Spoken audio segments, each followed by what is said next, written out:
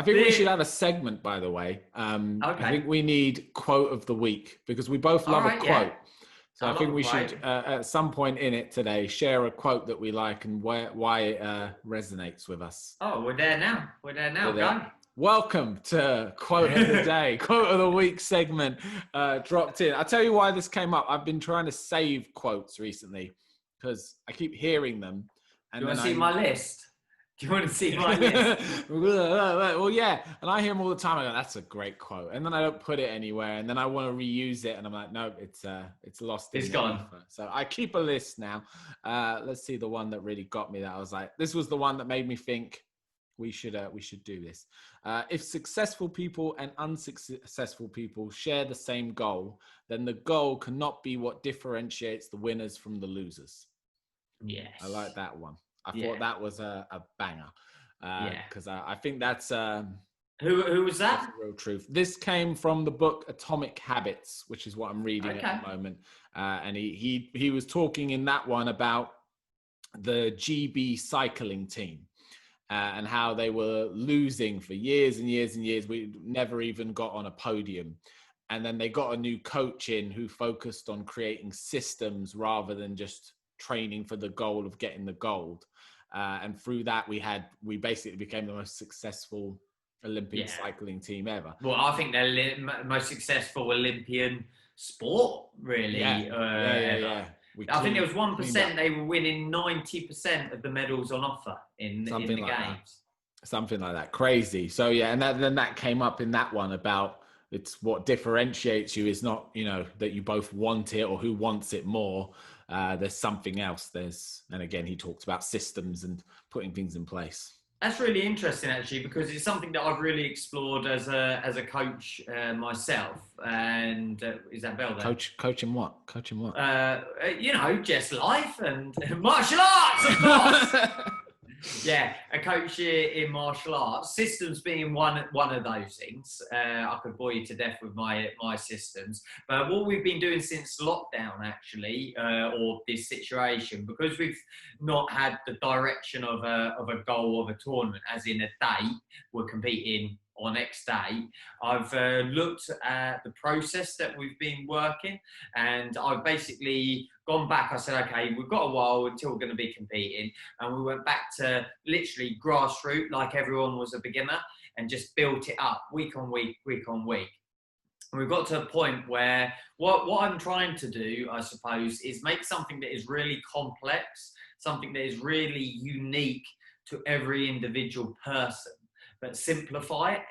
And I've concentrated on three aspects.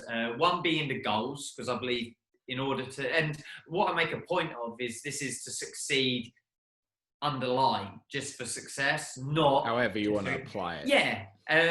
We've got kids that are coming training at our dojo that don't know what they're going to do. We've got adults that are coming training that they don't really want to compete, but the drive to success can be the same, and it's just the chosen path you take. So yeah, the first factor of the process is goal setting, and as simply as just turn up every week training. If that's your goal, you're going to then achieve great things. Whatever you want to do in life and succeed at, as long as you start and you have a consistency, that's the first thing. And then obviously you can then put your midterm goals, long-term goals, and your whys and everything else into it. And then the second factor that we've been concentrating on, which kind of is there anyway, is just the hard work. So once you're there, once you've got your goal in place, actually doing it, actually turning up, and then when you've turned up, you've made all that effort, actually put some effort into what you're doing. Make sure you do it correctly. Make sure you're doing it to the best. But what made me think of this is what you just said. I haven't got a word. Maybe you can help us, actually. The 1% factor is what we've referred to as at the moment. Might just say that. So it's that 1% of people that achieve the highest goal.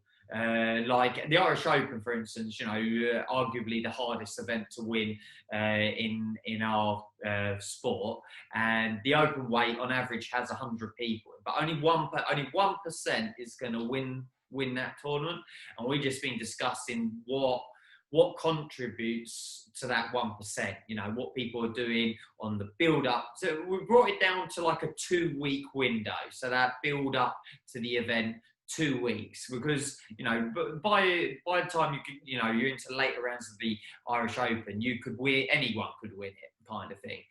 So we brought it down to like the 2 weeks prior, to the week prior, to the day prior, and we're even talking about, or, you know, the night before and on the day, and, you know, the triggers and different things you're doing. So yeah, interesting. Yeah, well, there's a book recommendation there for yourself and for anyone who's into that. It's called Outliers.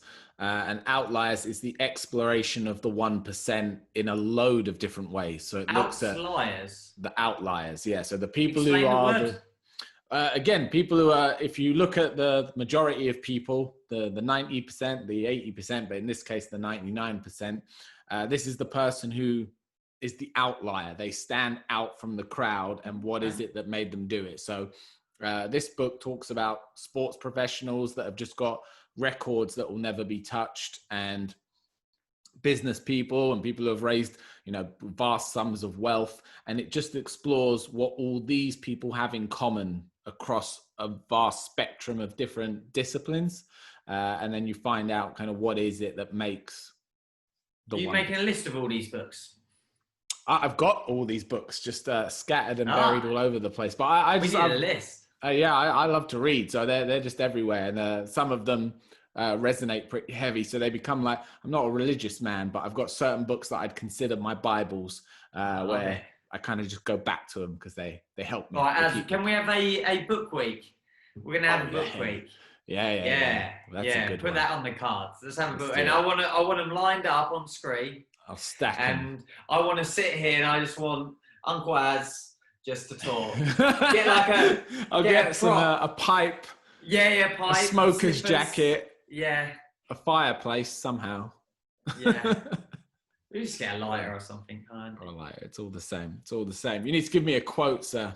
Oh, I have to give you a quote. Right, I'm going to go with nothing. I'm just going to spontaneous this one. I'm not going to go with something out the ether. It's well known. Do or do not. There is no try. Just because I think it's the greatest quote from any film, and it backs on from what we were talking about last week. Master Yoda. I think that particular scene that it comes from, like that bit where Luke's training in Dagobah with him, I think it is so, for a better word, spiritual, so deep when you watch it and listen to it. And George Lucas just did a really good job, or matey who directed that film, if he was Irving Kirsch or someone, wasn't it? If he was behind, I'm not sure entirely. I have to read my book. But yeah, I think that quote resonates a lot. Yeah, I love that quote. And you just hear it kind of used. It's used everywhere and from everyone, isn't it? It kind of, and that's what shows how powerful it is, because it resonates across. You have people that just go, do not, take the piss out of it. But then if you really listen and think about it, it's a heavy quote.